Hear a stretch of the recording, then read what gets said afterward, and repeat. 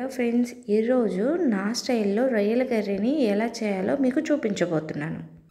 రొయ్యల్ని నీట్గా క్లీన్ చేసుకోవాలి. దానికి ఉప్పు, కారం, పసుపు, ధనియాల పొడి, అల్లం వెల్లుల్లి పేస్ట్ పట్టించి పక్కన పెట్టుకోవాలి.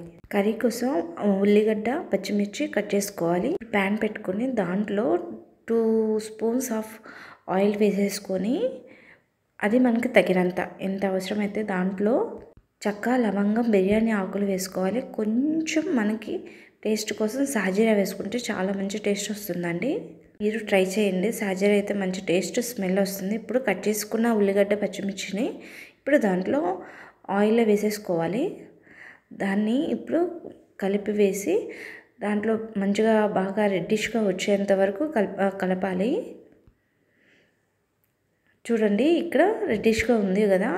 ఇప్పుడు మనం అల్లం వెల్లుల్లి పేస్ట్ ఉంటుంది కదా, దాన్ని కొంచెం వేసి బాగా స్మెల్ పోయేంత వరకు మనం దాన్ని కూడా బాగా వేయించాలి. ఇప్పుడు పసుపు, కాస్త ఉప్పు వేసుకొని కొంచెంసేపు కలపెట్టేసి తర్వాత ఇప్పుడు ఆల్రెడీ మనం మ్యారినేట్ చేసుకున్న ఉన్న రొయ్యలు మాత్రం దాంట్లో వేసేసుకోవాలి. మనం వేసుకున్న దాన్ని మంచిగా బాగా ఆయిల్ బయటకు వచ్చేంత వరకు కొంచెం కలపెట్టేసి కొంచెంసేపు ఉడికించి వాటర్ వేయకూడదు అప్పటి వరకు.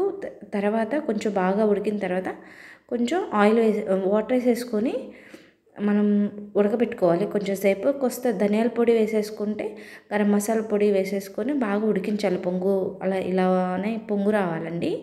అప్పుడు మంచిగా బాగా రొయ్యలు ఉడుకుతాయి. ఇక్కడ చూసారు కదా, ఆయిల్ బాగా పైకి తేలింది.